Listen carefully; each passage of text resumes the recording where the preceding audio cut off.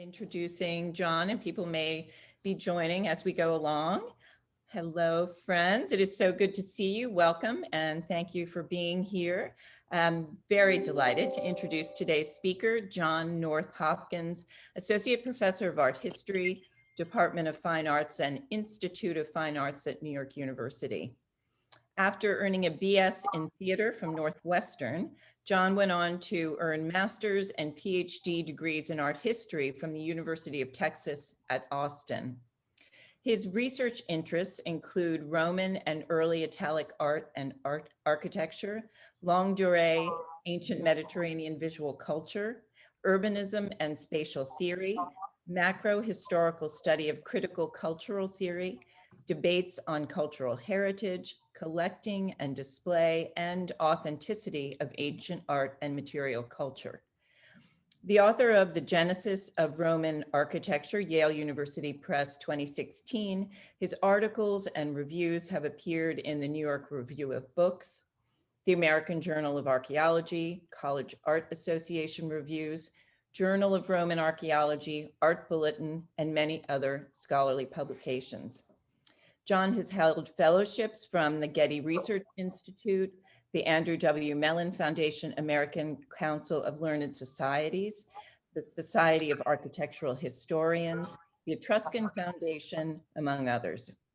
His awards include the 2018 Spiro Kostoff Book Award of the Society of Architectural Historians, Outstanding Dissertation Award for the Best Dissertation in Humanities and Fine Arts from the University of Texas, and the Rome Prize.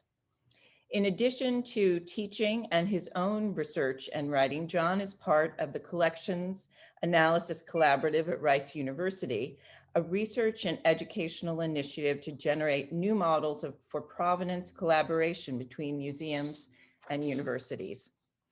While at IAS, Hopkins will work on two projects, one focused on the experiential multivalence of art and architecture between Rome and expanding territories, and the other on communities of belonging and othering in the early Roman urban assemblage. We deeply appreciate that John's taking the time to join us today. Rome is not Rome. If you would kindly mute your audio. You will notice also, if you look at the bottom of your Zoom screen, there is a button there that says live transcript. If you would like to activate that, you can do so, and you will be able to see the closed captioning.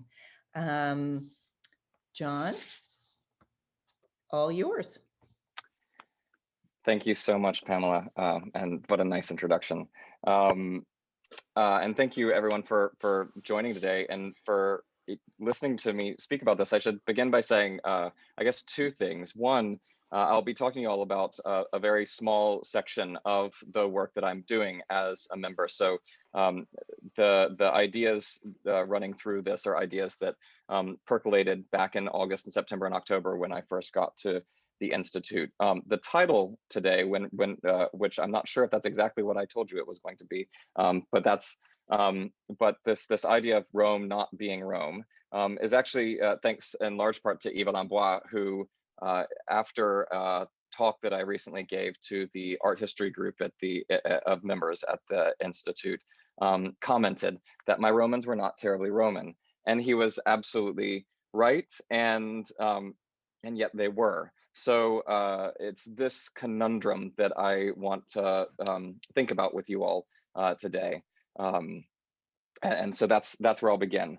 And I'm going to begin with what will seem a little bit like an extended preamble, but I'm kind of going to do this in reverse. Rather than talking about the object and explaining how that fits into the questions that I have, the research questions that I have, I'm going to start by presenting sort of as though it's a fait accompli. It's not. What my perspective on the problems with my discipline are and how I've approached it, and then I'll explain it in more detail by way of this object. I'll do that because, as will become clear in just a minute, the Rome that I work on doesn't look terribly much like the Rome that folks are used to, even in my own discipline. So I'll start with the big picture and then move in. So let me see if I can move forward. Yes, I can. Great. So these are probably more familiar images.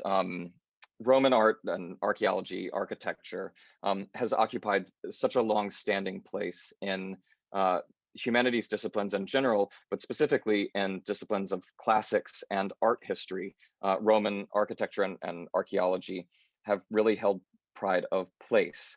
Even before arriving at college, most people have some sense of the framework. They know about Caesar, they've heard of the Colosseum, they may have some sense of the general extent of the Roman Empire. And after just an introductory survey, they might be able to identify the guy on the left, the Augustus of Prima Porta. So it holds this special place, and that allows these kinds of monuments at these periods, the peoples from the Roman Empire, to populate the imaginations of a wide public. This kind of makes Rome an especially powerful force in how we understand the human past and who we are. And I want to explain to you a little bit why I think, as a discipline, that means we have we need to be a lot more careful with how we understand the importance of the items in our discipline. So what I'm referring to generally as those things that populate our imaginations of Rome are the extraordinary marble, gilt bronze, concrete buildings with marble cladding, sculptures, richly painted walls, luxury objects of empire. And when you stop to ask yourself why the empire stands at the center of the discipline, the answer, if you really stop for a minute and think through why that period and no other, there are many reasons why that have been given for that, but there's not a really clear, good answer. So most scholarship on the material remains. It's different a little bit for literature, political history, or military history, but most scholarship on the material remains, the art, the architecture of Rome, focuses on the 1st century BCE to the 3rd century CE. And it's been that way since the Renaissance, since the 16th century, especially, when Greek and Roman art were sort of pulled apart from one another and understood as separate cultures. And I won't go into all the reasons why this has been the case, and I've published on it. I'm happy to talk about that if anybody wants to ask me, but it's a thorny topic and it would take up more than the 30 minutes we have. Suffice it to say that it has largely to do with linear understandings of history, the progression of different cultures, the sequencing of events, the way we have traditionally understood history to function. They require that cultures don't overlap too much, and that there always be one thread to follow. So Rome can't overlap too much with Greek. Roman culture can't overlap too much with Greek. So you have Greeks, and then you have the Romans, and then you had the Christian world after that. It also has to do with power and greatness, which is a very loaded term nowadays. Power and greatness, and the way it has been understood in the past through imperialism and dominance. So the consequence of that is that importance or significance of a culture has become associated with power and with its moment of either cultural, political, or social dominance. So as this kind of sequential history, and specifically power-focused sequential history, has been questioned over the last 30 or 40 years, scholars have reached more and more into periods and places outside of an imperial center. And one good example of this which I'm sure y'all have heard speakers speak to you about, given that you're in Princeton and some of the founding scholars of the discipline are there, is late antiquity. Late antiquity was not the imperial center, but it has very much begun to occupy a central place in the field. I work at the other end of the spectrum on early Rome. So today I'm going to speak to you about Roman material, but it won't look like much of the Roman material that a wider audience or a special audience would know. I work on a period before empire, and as my research has progressed, I've come to realize that I do that out of an intellectual project that aims specifically not to foreground empire, imperialism, and colonialism as the best or most essential part of a people's history to study. A focus on moments of great men, great deeds, great events has, along with an interest in linear or sequential histories, been an important component in the ways that we have constructed narratives about peoples and their pasts. And as we recognize the depth of that problem, I believe it's time to stand apart from it. So, moving forward, the period of Rome that I work on is situated between the 8th and the 3rd centuries BCE. It covers a period and geography when Rome was mostly confined to a small 750 hectare cluster of hills, this famous 7 hills, which you see on the left of the screen, and slowly began interacting in new ways with communities around it through treaty and conquest, expanding its reach. At the same time that many of those other places, and that you see those on the map on the right in Etruria, Latium, Umbria, and elsewhere, as they began exploring the possibility of rulership over conglomerate territories from central spaces. Now, what I'm talking about is imperialism or expansionism, but those terms are a bit anachronistic here, so I try to avoid them. This is the era of Rome's kings and then of its budding republic. It's also a period, I'm going to go through kind of a list of the broader activities and changes from this period, so you get a sense of the era that I'm talking about. It's also a period when monumental temples began to be built, when houses began to take on more regular forms, and you can, if you know what I'm talking about, you can read atrium style into that. They just kind of begin to look to that now. Religious practices underwent a radical change from very local and Italic practices to pan-Mediterranean practices that entangled those Roman Italic practices with a Greek world. And there's a new interest in devotion and in healing cults at this time. It's equally the era when style shifted from removed abstraction and sometimes an aniconic presence in the visualization of peoples and things to a profound interest in the human form, the body, an interest in displaying physiognomy and doing that in a naturalistic way, and also in the anthropomorphic visualization of the divine. So these changes are typically, in a wider context, studied through the Greek world. I'm talking about naturalism and classicism, if you're familiar with that. But they happen simultaneously and for different reasons in Rome and in the Italic world as well. It's also a period that is characterized by a socioeconomic system that is entirely foreign to us. This is before coin and money is being used, before the possibility of contracts being managed by paying someone else. That happens in the Greek world at this time, but not in the Roman and Italic world. So there's an entirely different system of engaging people in work. And then the last thing I'll mention is this is a period when we understand state structures to exist. So a Roman state to be an entity, or if you look at this map, a Cairitan state or a state at Veii to exist, and for them sometimes to be opposed to one another. But more and more scholars have pointed to evidence for elites being able to practice in a sort of supra-political way, so that they're not only allied to a single polity, but that they have suprastate structures of engagement that allow for communication beyond simple state to state, sovereign kinds of communications. So that should give you some sense of where we are. Now, for the object at hand, and it's also important for me to mention that this is a period when we don't really understand quite a lot of how all this worked, but specifically we don't understand how makers, what we would call artists, makers are understanding the objects that they're working on, how patrons understand that, how craftspeople and artisans are, whether they're working alone by themselves as sort of genius artists, or whether they're working in workshops.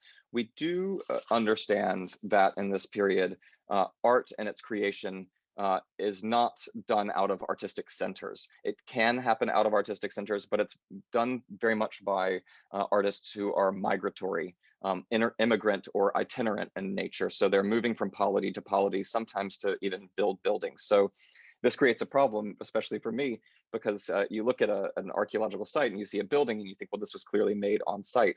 Well, we actually understand that some roofs were produced remotely and shipped downriver and put up on a building elsewhere. So you never quite know where the agency behind the construction of a building came from. Is it a local agency? Is it Roman? Or does it actually come from elsewhere? So I want to explore this world a little bit today by looking at one single object, and that is this one, the Ficaroni Cista. So clearly there are many moving parts, and there are many ways that I could engage this object with you today, and that I do in the book project that I'm working on. I'm just going to focus on one, and that is the problem with seeing objects like this one through the lens of the genius artist who's made this, or through the powerful patron who has commissioned this. These are fundamental questions for the discipline that I come from, art history, but they also have effects that have permeated through historical disciplines.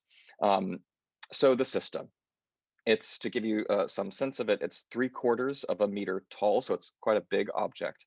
3/4 of a meter tall, and it is truly a masterwork of bronze casting in the feet and the handles, which you see on the handle, sorry, which you see on the right, and of incised cold work. So with this incised work that you see on the left, that's done after the object is cold and finished, on a rolled and seamed bronze drum and lid. The intricate decorative floral bands at the top and bottom of the body of the work surround a central register of a really complex mythology of the scene of the humiliation of Amycos, which is not a particularly famous scene.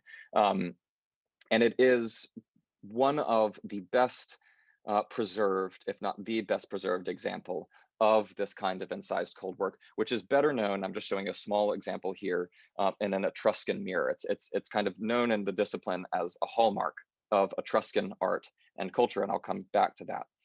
It's manufactured between about 350 and 315 BCE. So this is before the end of the Samnite Wars, before Rome really starts to expand. It's in a period when Rome is still just one polity among many in central Italy.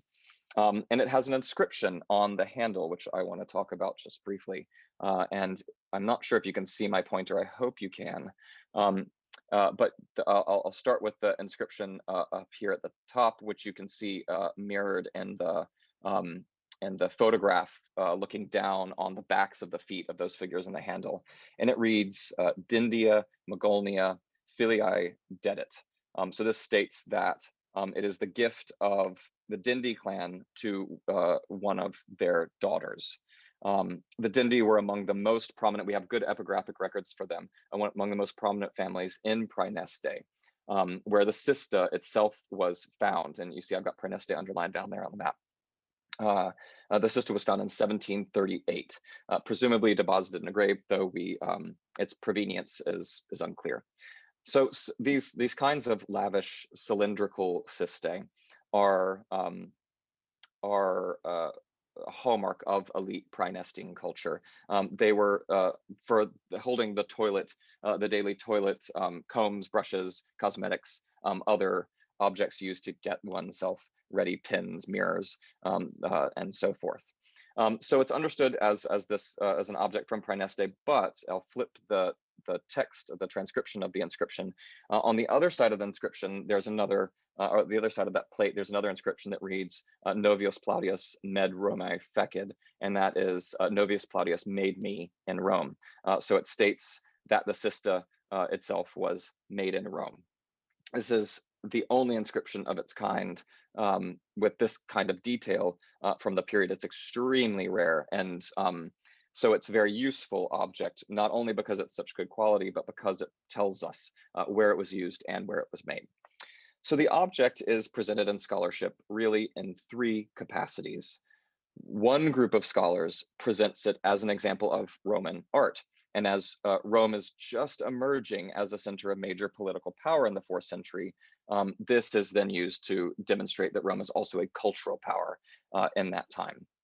Now, this tradition presents the object largely by way of its primary inscription, and I've presented them backwards. The inscription naming Novius Plautius is understood to be the primary inscription, and then the Dindia Mecolnia is a secondary inscription. So it's largely understood through this primary inscription.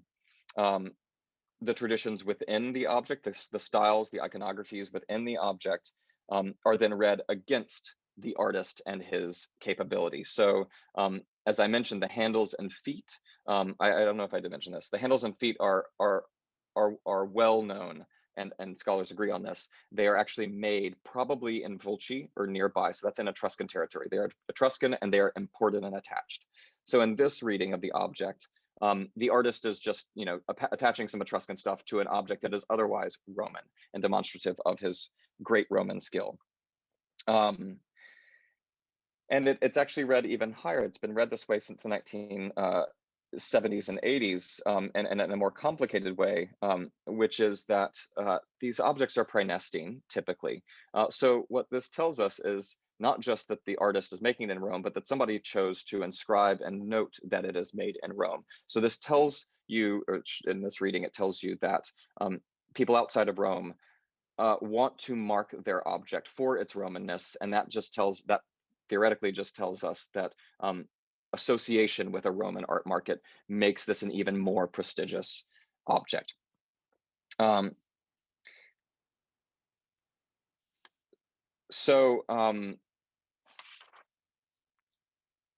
All of that makes good sense. Now, another perspective, another way it's presented, and I should say this is very much part of a tug of war amongst scholars who want to claim it for their own canons. Romanists want to say this is a Roman work.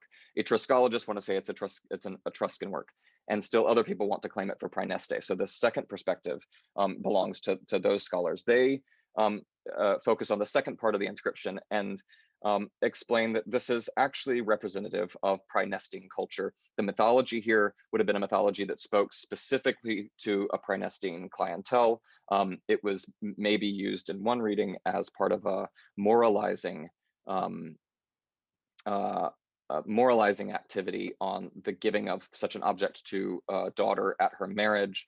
So these myths are to carry through her life, something for her to read her life against. And this tells you then more about the patron and the user in Praeneste than it tells you about a Roman artist who's just working for a patron. And I'll come back to why this duality is really central to the discipline, really complicated for the discipline of art history. The third view is to situate the object, situate the acquisition of a specific Etruscan object type. The reading as an Etruscan object. Both have their longest histories in Etruscan context, and also then to point to the cast feet and handles. And you can see, I hope here in the examples in the middle of the screen, stylistic and material similarity to the figures on the top. So in this reading, since the style, the subject matter, the technique are traceable to non-Roman traditions, and they are, and since it's not even used in Rome, Rome becomes kind of just a vessel through which these traditions can pass. It's understood really to be an Etrusco-Praenestine object that counters the narrative of Roman greatness. And similarly, some people have pointed actually to the styles of the inscribed section in the middle of the Cista as coming from Greek traditions. So this falls into a really standard narrative of Roman art, which is it takes Etruscan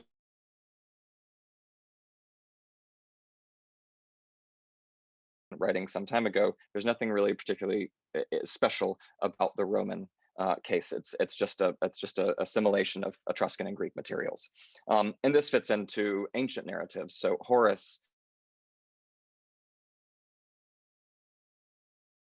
before the cultures of the Greek world, and you could also add the Etruscan world, conquer it.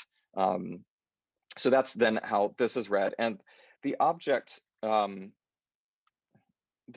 becomes hardly Roman in such a reading. Now, obviously, I find these problematic. That's why I'm presenting them this way. So the first two readings feed into a long-standing conundrum in the disciplines of the discipline of art history, especially, and that is where creative agency lies. If you're trying to understand the creative agency behind an object, is it a genius artist who is able to do this, or is it a patron who tells the artist what to do? Where does that lie? And both of these perspectives remove agency, especially because they have tended to be an attempt to fit this object into one canon, a Roman canon or another.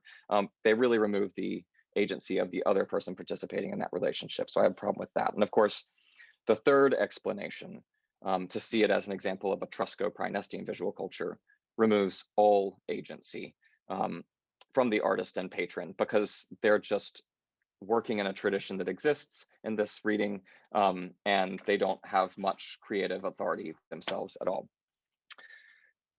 So to my mind, none of these work. And I've taken the approach with this of trying to understand the object itself, not just as an index of these people, but as an object that has quite a long life and whose extended life we have to understand at each phase. The object, it was effective, and in seeing it at many moments of interaction from manufacture to use.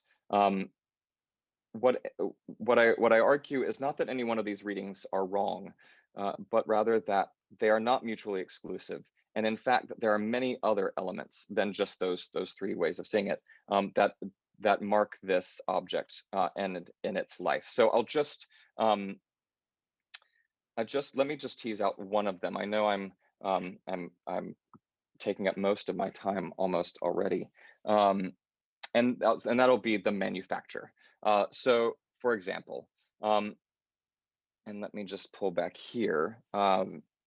So the traditions visible in the object do derive in part from Etruscan, Latin, and Greek practices. There's just no debating that. Some pieces of this object are transported to Rome to be assembled, so the feet and the handles.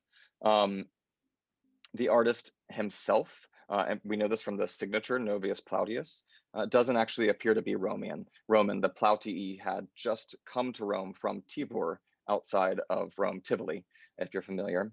So they were new to Rome.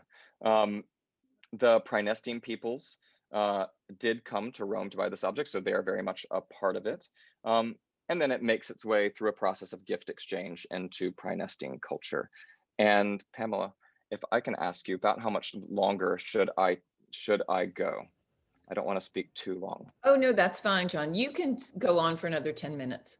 Okay, great, Yep. great. Thank you. So you begin to see that the object can take us in many different directions. And to my mind, unless you're operating from an anachronistic perspective, trying to build one culture as more important than another, there's no reason to follow only one of these.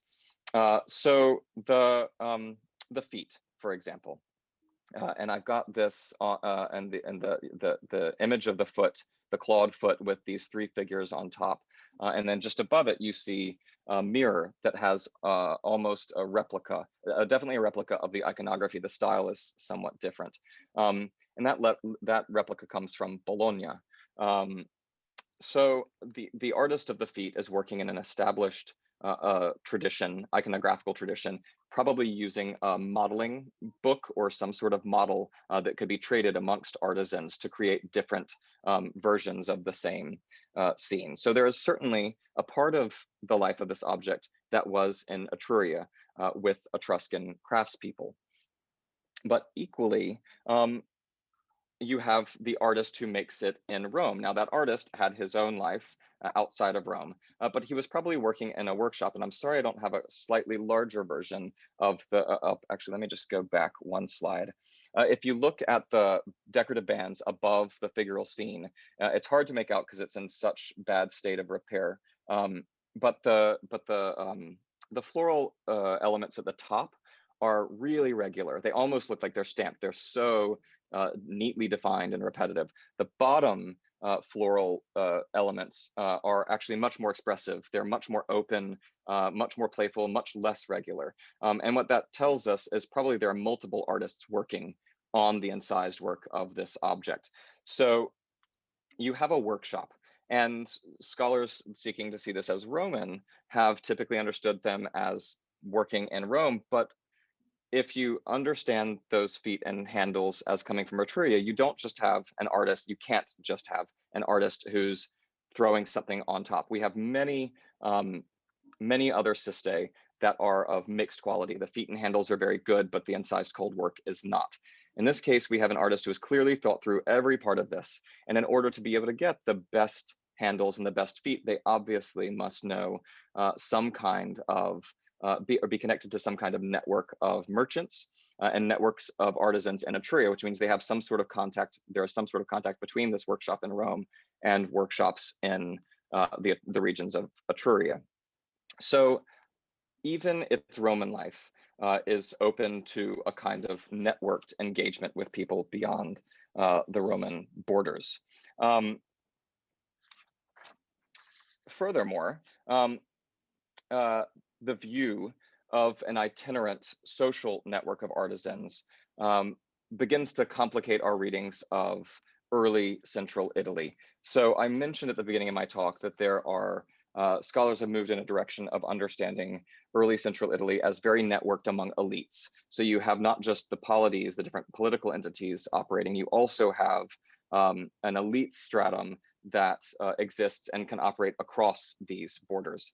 What this object points to is also another supra-political structure of non-elite craftspeople who are moving across borders. You end up with an object itself that doesn't fit neatly into one single tradition, but that actually reveals, even in times of war, Rome and Volci and Praeneste are frequently at war in the period when this is created.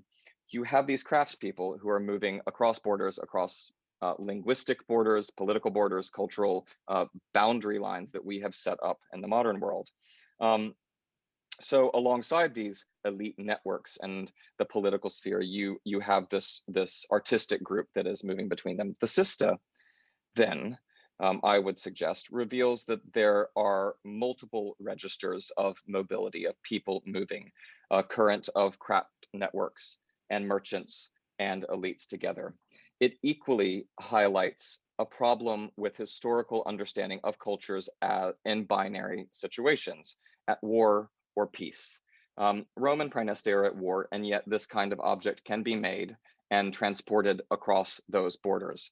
So war no longer becomes a means of dividing cultures, but can be a means of linking them. The Cista then becomes an index of the connections among both the elites who need this object to function as an object of gift exchange and the non-elites who make that possible. So essentially, I'm trying to reframe it not as Roman or Praenestine, but as an object that's functioning in a much more fluid, dynamic, and itinerant culture. In that capacity, it's placed within a Roman artistic canon or outside of it. As an example of Roman art, say, or in Praenestine culture, are not exclusive of one another, but equally valid. It participates in each historical, cultural, and social tradition and is not isolatable, but entangled in its meanings. It becomes a means of communication of social practice across Etruscan, Roman, Latin, Greek, and still other traditions. Its complex assemblage of material and visual elements, human experiences, and functionalities militates against a view of Rome in this period as imperialist or dominant, either politically or culturally, because it is necessarily contingent not only on Roman practices. What I have found is that the more you pick apart objects big and small, and I said this is one part of a much larger project. So in that project, I looked to temples in Rome, small votives dedicated within them, sacred sculpture, luxury bronze vessels, wall paintings, burials, and so forth. The more you pick them apart, their pieces apart, the more the anachronism of the single tradition, the single political, cultural, or social hierarchy or hegemony out of Rome becomes apparent. As effective as sacred and sculpture and domestic assemblages are on social practices, it's not only that objects betray entangled elements, but that they demonstrate cultural practices that are wildly contingent. Does this contingency, this cultural formlessness, this extraordinary object, which is both Roman and not, belong to a Roman canon of objects?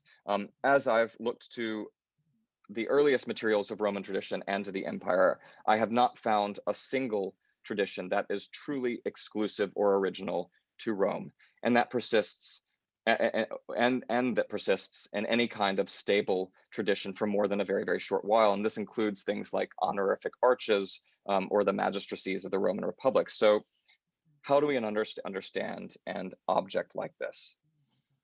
As a discipline, we have chosen forms, monuments and object types, laws, individual activities that determine our understanding of past cultures. For Rome, this is tended toward objects that express dominance, power, imperialism, intention, pureness, or the original. Not when Rome is one of many, not when its authority is contingent. In doing so, and looking away from objects like the Cista, we choose to perpetuate imperialism as a concept, as the way to understand the importance of Rome and Romans. So I think the insistence among scholars of focusing on those moments plays no small role in the degree to which Roman art and culture has been and continues to be used by people who wish to see a pure European root in Rome and Greece, a greatness in the history of Rome and Greece. And we're at a moment when we have to think carefully before we continue to choose to foreground those moments of greatness. If Rome and Romanness is contingent early on and at all times, if it is not a stable, definable social space or cultural practice, if there is no quintessence that is isolatable to Rome, if Rome was not the same at each moment and was instead at a different Rome at different moments to different people, then we must, as scholars, be careful about what we decide to foreground, what period we say is most important, what objects we deem most worthy of study and for what reasons, and whether we wish to understand those objects for their Romanness or for their many entangled elements that present a far messier and perhaps less canonically effective image. And I'll stop there on a slightly more loaded note than the Cista might seem to suggest we would have moved in.